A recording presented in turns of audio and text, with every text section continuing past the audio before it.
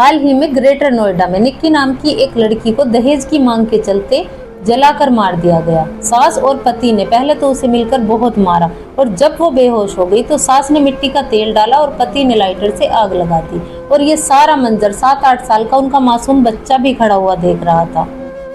बड़ी ही अफसोसनाक खबर है। क्या उन माँ बेटों का ज़मीर बिल्कुल ही मर गया होगा और क्या बीती होगी उस मासूम बच्चे पर जो ये मंजर देख रहा था। क्या सारी जिंदगी भी वो इस मंजर को भुला पाएगा। जब कभी हमारे मुआशरे में ऐसे वाकयात पेश आते हैं तब आचार्य प्रशांत की लड़कियों को सीख बड़ी सही लगती है। समाज की सबसे बड़ी बुराइयों में से एक है दहेज। बेटियों को अक्सर बोझ समझा जाता है और उनकी शादी की फिक्र में कि लाखों रुपए का सामान देना पड़ेगा और कीमती चीजें देनी पड़ेगी, इस फिक्र में लोग घुट घुट कर जीते हैं। और इसी चलन की वजह से बेटों के माँ बाप के मन में लालच जागता है। बेटा होने पर खुशियां मनाते हैं कि बस अब तो लॉटरी लग गई, बिना कुछ करे ही सब कुछ मिल जाएगा।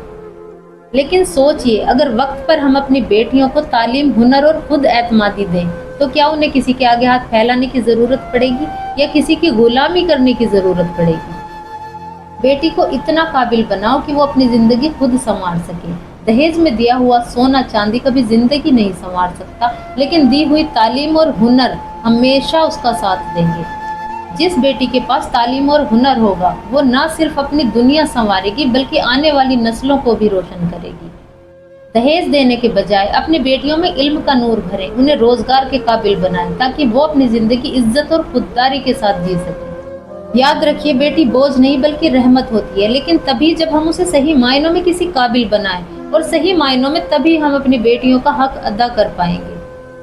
सभी लड़कियों से मेरा एक ही कहना है कि मर्द के कमाए पैसों पर पलोगी तो आज़ादी की मांग कैसे करोगी। इसीलिए उठो और कमाओ चंद सिक्के और नोट, ताकि मर्द के साथ किसी मजबूरी में नहीं बल्कि मोहब्बत की वजह से रह सको। और जब कभी भी मर्द नस्ल का खराब निकले तो उसे बिना डरे बेझिझक छोड़ सको।